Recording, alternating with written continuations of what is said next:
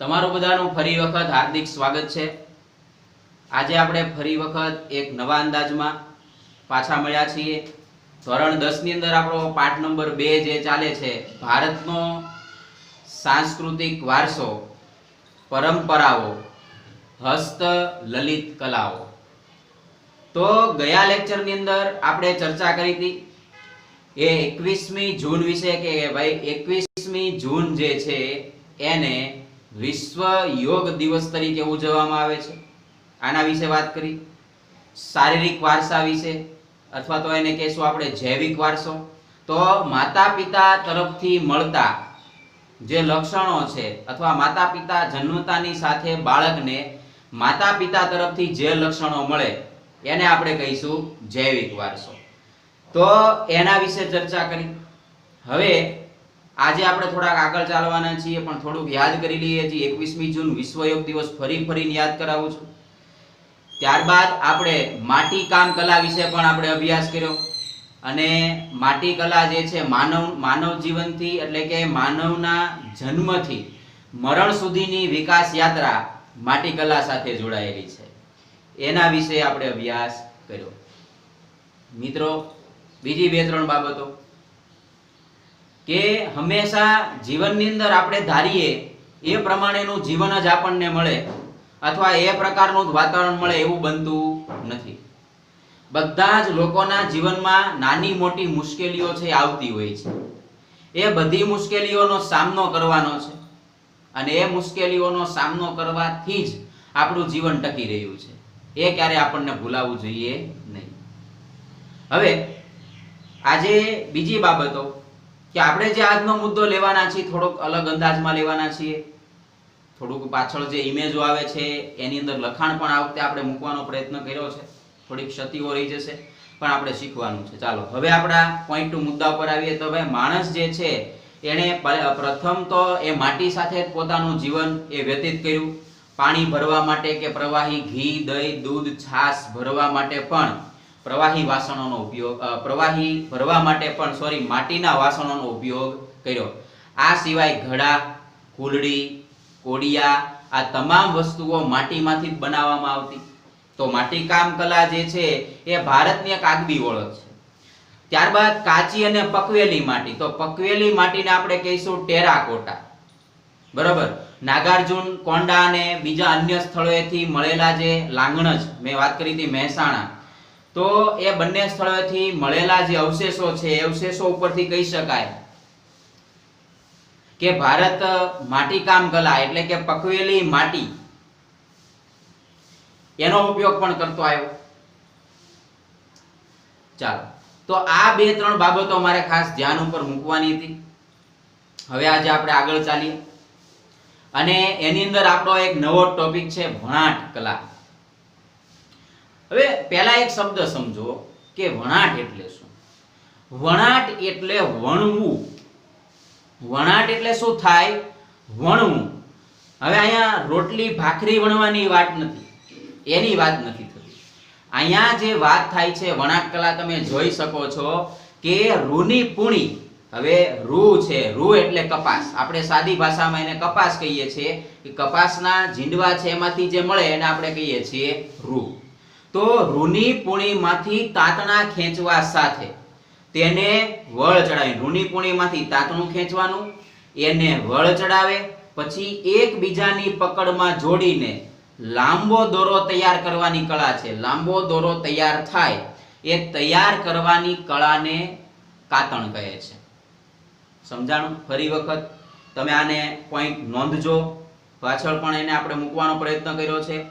રૂની પૂણીમાંથી તાંતણા ખેંચવા સાથે તેમને વળ ચડાવીને એકબીજાની પકડમાં જોડીને લાંબો દોરો તૈયાર કરવાની કળાને કાતણ કહે છે। જોજો, કાતવું, કાતણ કહે છે। તો આ આપણો પ્રશ્ન થઈ ગયો, જવાબ પણ આવી ગયો। હવે કાતણ એટલે શું, આવો પૂછાય સવાલ। તો ફરી વખત આખી વ્યાખ્યા બોલું છું। રૂની પૂણીમાંથી તાંતણા ખેંચવા સાથે તેમને વળ ચડાવીને એકબીજાની પકડમાં જોડીને લાંબો દોરો તૈયાર કરવાની કળાને કાતણ કહે છે। આપણે બધા જાણીએ છીએ કે મહાત્મા ગાંધીએ જે છે એ વણાટ ગૃહ ઉદ્યોગને જે છે એ ખૂબ જ સવિશેષ મહત્વ આપેલું. કારણ કે આઝાદીના સમયની અંદર આપણને બધાને ખ્યાલ છે કે છેલ્લે આપણી એક મહત્વની ચળવળ ચાલી હતી, સ્વદેશી અપનાવો, વિદેશી વસ્તુઓનો બહિષ્કાર કરો. જો આપણે વિદેશી વસ્તુઓનો બહિષ્કાર કરવો એટલે ખરેખર એની જે વિચારધારા છે, વિચારધારાનો પણ બહિષ્કાર કરવાની વાત અહીંયા આવે છે. વ્યક્તિગત રીતે આપણે એના વિરોધી નહોતા, પણ એની જે વિચારધારા હતી એના વિરોધી હતા. આજે મેડ ઇન ચાઇના જે છે એ લોકો બહિષ્કાર કરી રહ્યા છે, પણ કેવા પૂરતો બહિષ્કાર છે? ક્યાંક ને ક્યાંક એવું લાગે રોજે રોજ છાપામાં એના આંકડાઓ આવે છે કે ભાઈ ખાલી આપણે બેન લગાડી દીધો છતાં પણ ચાઇનીઝ વસ્તુઓ લોકો ખરીદે છે. ખરાબ બાબત છે, પણ એ સમયે આ વાત જોડવી એટલા માટે પડી કે મહાત્મા ગાંધીએ કાતણ અને વણાટ ઉદ્યોગને સવિશેષ મહત્વ આપીને આઝાદીના આંદોલનમાં સ્વદેશી અને સ્વાવલંબી સાથે જોડીને એક મહાન ઇતિહાસ રચ્યો હતો. આ ગાંધીજીની ખાસિયત છે અને ભારતે એને અપનાવેલી. તો આ યાદ રાખો. તો આપણી વ્યાખ્યા ફરી વખત જોઈએ આપણે કે રૂની પૂણીમાંથી તાતણા ખેંચવા સાથે તેમને વળ ચડાવીને એકબીજાની પકડમાં જોડીને લાંબો દોરો તૈયાર કરવાની કળાને કાતણ કહે છે. આ ફરી ફરીને બોલું છું મિત્રો. હવે જ્યારે હું ફરી ફરીને બોલું છું એનો અર્થ એ થયો કે પૂછાય એવું છે. બરોબર? ચાલો હવે પાછા એનાથી થોડાક આગળ આવીએ.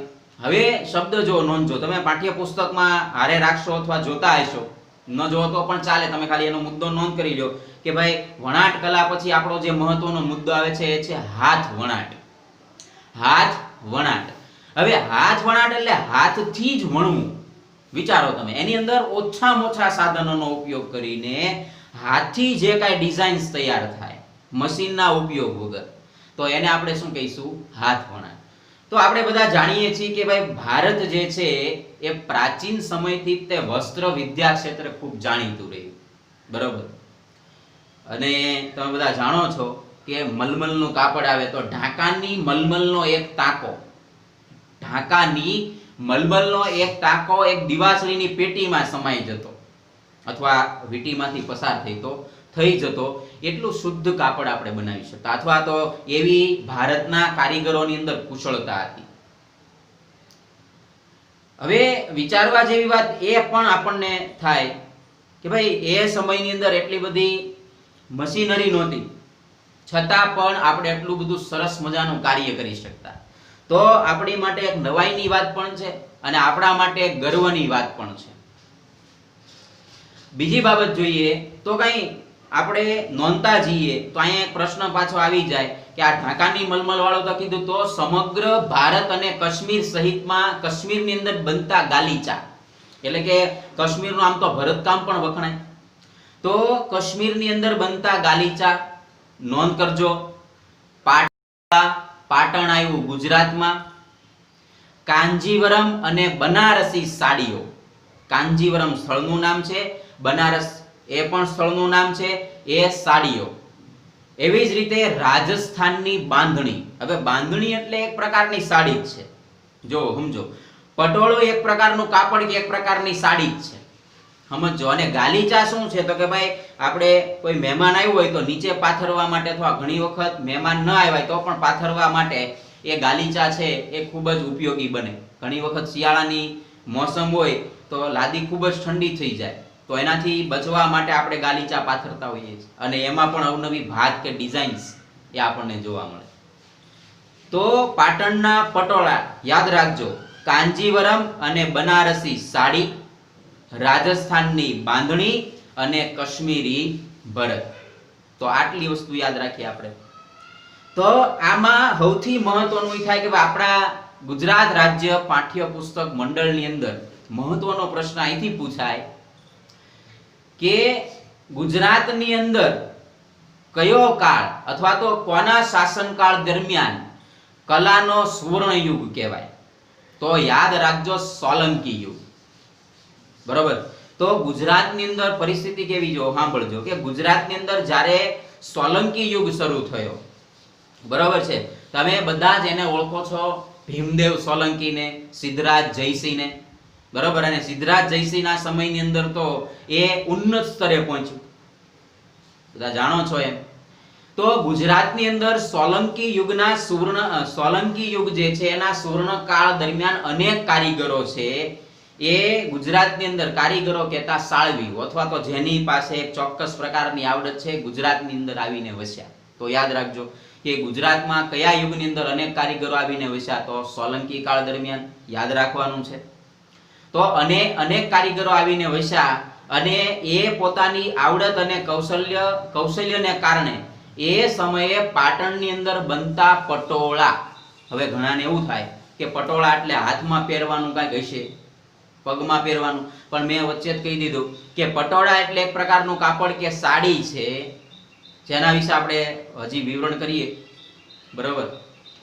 તો આ જે પટોળા છે એની માંગ છે વિશ્વની અંદર એ સમયે તો હતી પણ આજે પણ છે. બરોબર. તો અનેક કારીગરો આવીને વસ્યા અને એના કારણે જે છે પાટણનું ને ગુજરાતનું નામ થયું.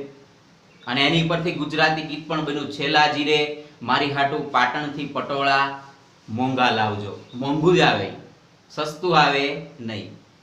પાટણનું જે પટોળું છે, જે ઓરિજિનલ વસ્તુ છે, એ ખૂબ જ મોંઘી આવે. તમે ઇન્ટરનેટ ઉપર પણ સર્ચ કરી શકો કે એના મિનિમમ ભાવ ક્યારથી શરૂ થાય. હું ભાવ નથી કહેતો અહીંયા, પણ તમે ખુદ સર્ચ કરશો. તો પાટણની આ જે કલા છે, પાટણના પટોળા બનાવવાની આ જે હુનર છે, જે કલા છે, એ નોટ કરજો 850 વર્ષ કરતા પણ વધુ જૂની છે કલા. પણ આપણને એક આંકડો ખબર હોવો જોઈએ કે કેટલા વર્ષ જૂની છે, તો કે 850 વર્ષ કરતા જૂની છે. જો હવે આ જે કલા છે એ અમુક લોકોને જ આવડે છે, કારણ કે જે પટોળા બનાવવાની જે રીત છે, જે સાચી હકીકતો છે, એ હવે અમુક લોકો સુધી જ સીમિત રહી છે. બીજા લોકો છે એ બનાવી શકતા નથી અથવા તો એને કલા આવડતી નથી અને એને શીખવા પણ ઘણા લોકો માંગતા નથી. એને મતલબ સમજો તમે કે કોઈ કલા છે, એ કલાની એક અમુક ગુપ્તતા હોય, અમુક વ્યવસાયોની અમુક ગુપ્તતા હોય. એમ આ જે છે ને પટોળાના કારીગરો હવે ખૂબ જ ઓછા થયા અને અથવા નહીવત છે એમ પણ કહી શકીએ.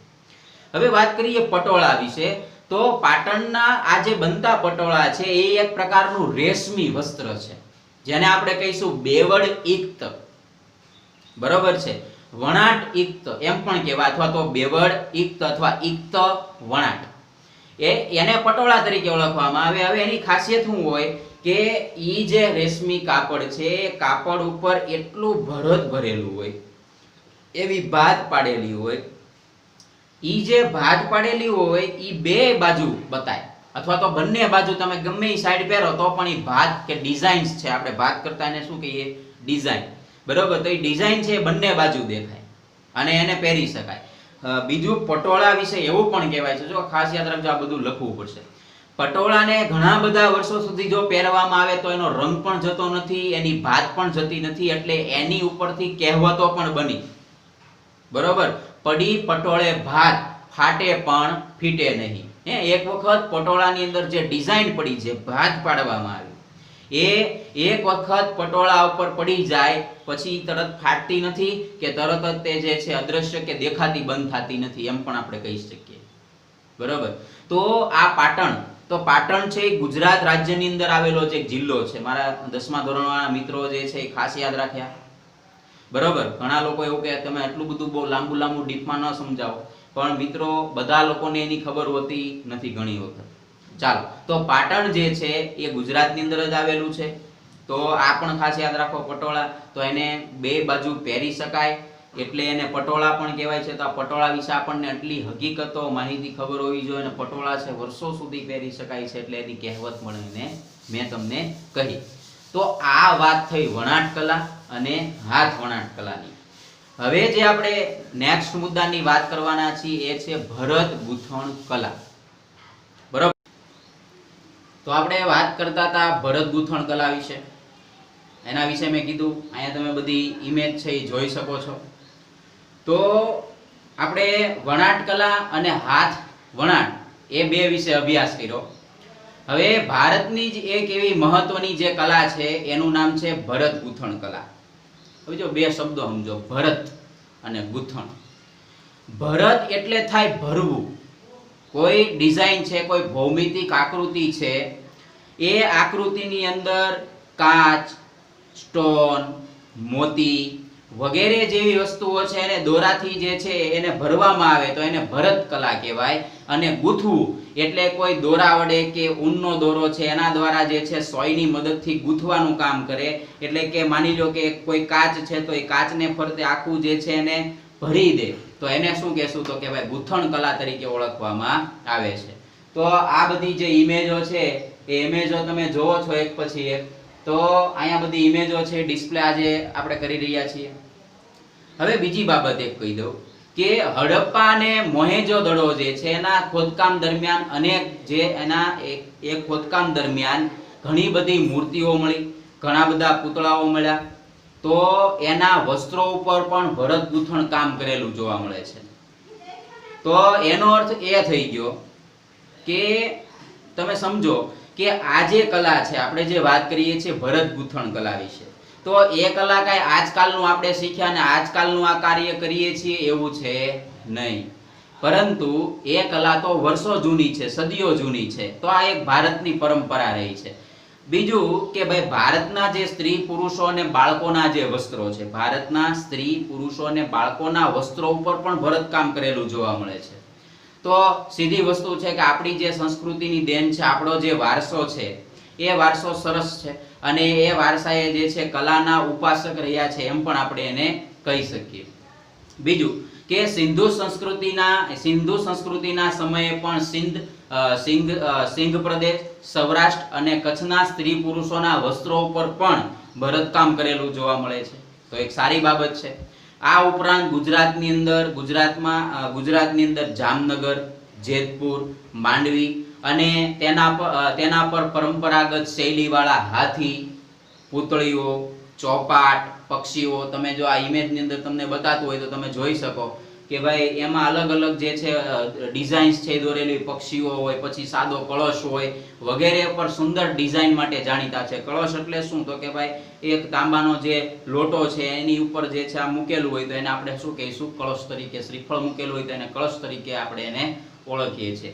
આ ઉપરાંત કાપડ ઉપર જે છે છપાઈ એટલે છાપવું, બરોબર. એવી જ રીતે જે છે ભરત ગૂંથણ કલામાં આ સિવાય બધું જોવા મળતું. અને ગુજરાત અને સૌરાષ્ટ્ર વગેરે પ્રદેશોમાં જે છપાઈ છે એના ગુજરાત અને ખાસ કરીને સૌરાષ્ટ્રની સ્ત્રીઓનો આ ગૃહ વ્યવસાય રહ્યો છે.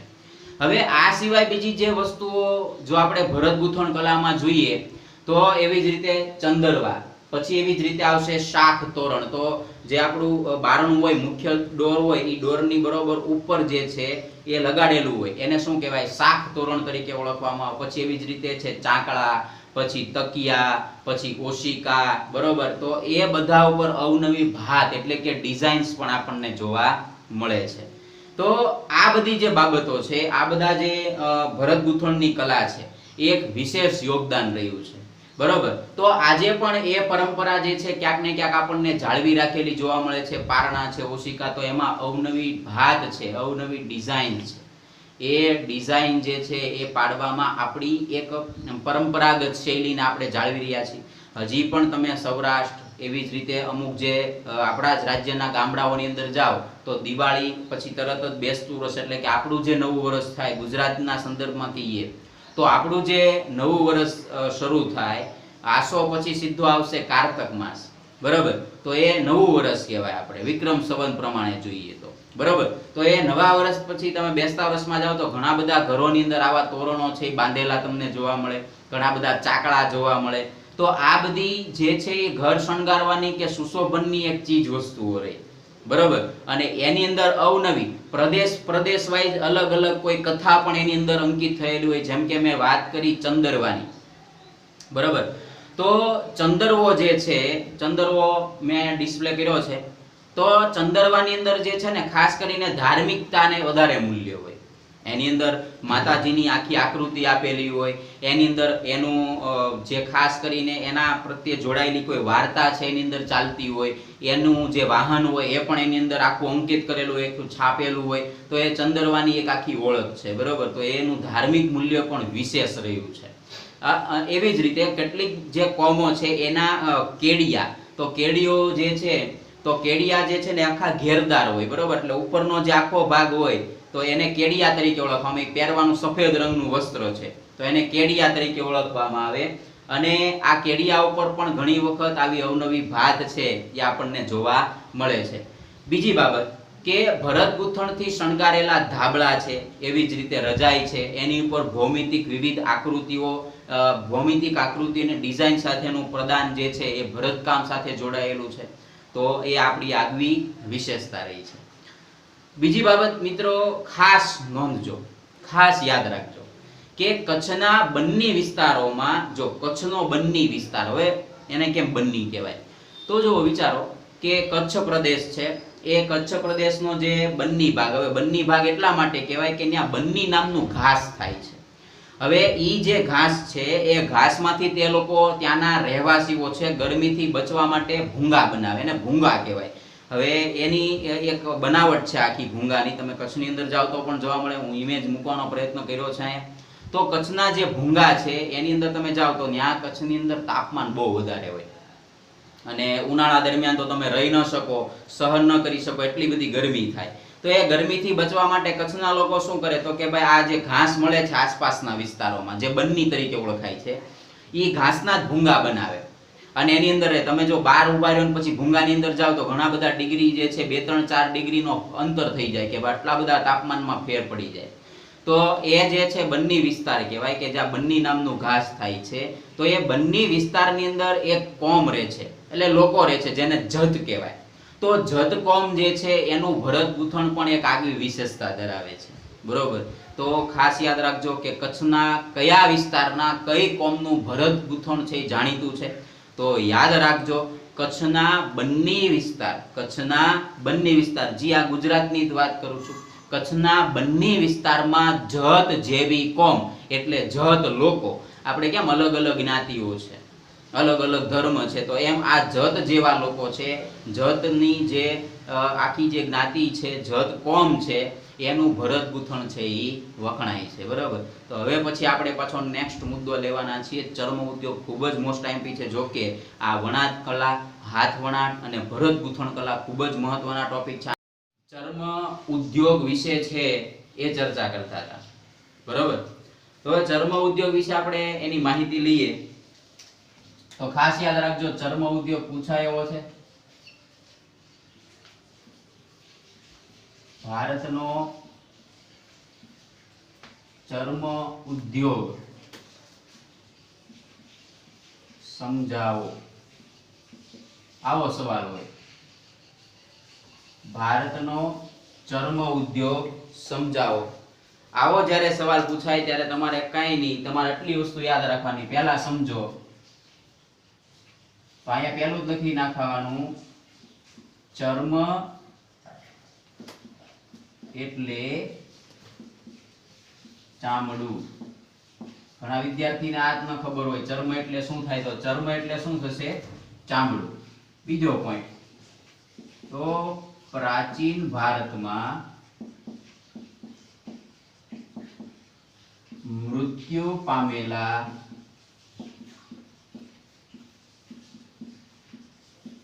પ્રાણીઓના ચામડાનો ઉદ્યોગ શરૂ છે, બરાબર. ચામડાનો ઉદ્યોગ શરૂ છે અથવા ચામડાનો આપણે ઉપયોગ શરૂ છે. પ્રાચીન ભારતથી તેનો ઉપયોગ શરૂ છે. બીજો એક મહત્વનો એની પછીનો પોઈન્ટ થાય, આ મૃત્યુ પામેલા પ્રાણીઓના ચામડામાંથી અવનવી વસ્તુઓ બનાવવામાં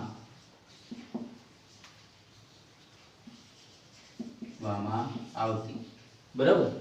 હજી એક પોઈન્ટ યાદ રાખો, તેનો ઉપયોગ કરવા તેનો ઉપયોગ કરવા માટે ચામડાને યાદ રાખજો. જો અહીંયા શબ્દ લખું છું, ચામડાને કમાવવામાં આવતું. હમણાં કહું છું કમાવવું એટલે એને આપણે સાદી ભાષામાં કહીશું પ્રોસેસ. બરાબર. તો ચામડાને કમાવવામાં અથવા તો પ્રોસેસ કરવા, ચામડાને કમાવવામાં અથવા તો પ્રોસેસ કરવામાં આવતું. એટલે ચામડું છે એ નરમ બની જતું. તો જો હવે યાદ રાખો કે ચર્મ એટલે ચામડું. પ્રાચીન ભારતમાં મૃત્યુ પામેલા પ્રાણીઓના ચામડાનો ઉપયોગ કરવામાં આવતો અને આ મૃત્યુ પામેલા ચામડાને પરંપરાગત રીતે કમાવામાં આવતું. બરોબર. ઉપયોગ કરવા માટે કમાવામાં આવતું. કમાવવું એટલે શું થાય? પ્રોસેસ કરવી. એટલે કે જે ચામડું છે એ ચામડું સીધું જ ઉપયોગમાં આપણે લઈ શકીએ નહીં, એટલા માટે. ચાલો હવે એમાંથી અવનવી વસ્તુઓ બનાવવામાં આવતી. જો ત્યારબાદ તેમાંથી અવનવી ચીજ વસ્તુઓ બનાવવામાં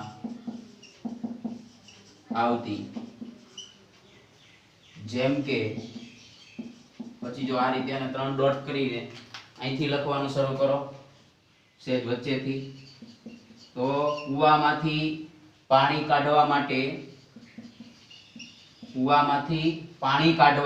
માટેના કોષ. હવે તો મોટરની સિસ્ટમ આવી ગઈ.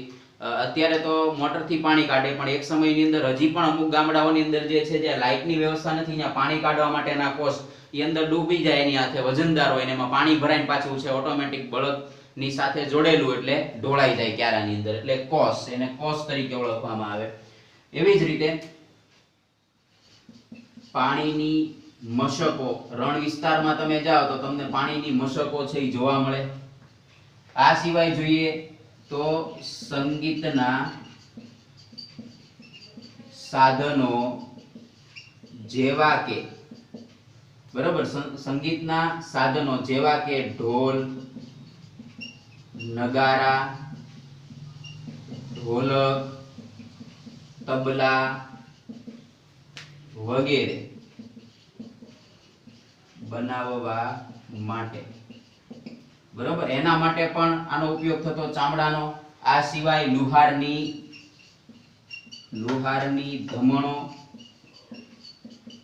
આ પણ લુહારની ધમણો એટલે હવા ખેંચવા માટે હોય છે, હવા દેવા માટે. એટલે કે હવા જે છે એ બરાબર જે છે લોખંડ ઉપર કે અગ્નિ પ્રગટતો હોય ત્યાં ફૂલ ફોર્સ પેલું કરે એટલે એને ધમણ કહેવામાં આવે, એટલે લુહારની ધમણો. એવી જ રીતે પ્રાણીઓને બાંધવાના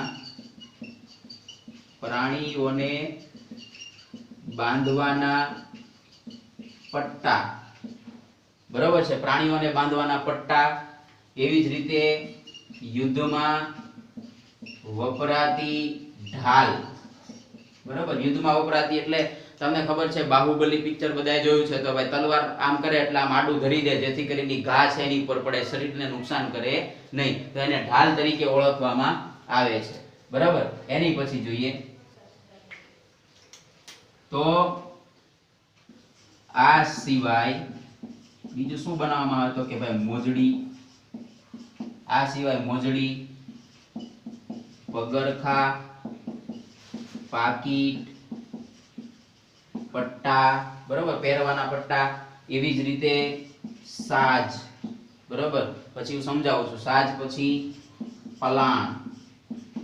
સાજ, પલાણ, લગામ. બરોબર છે. એવી જ રીતે ચાબુક પણ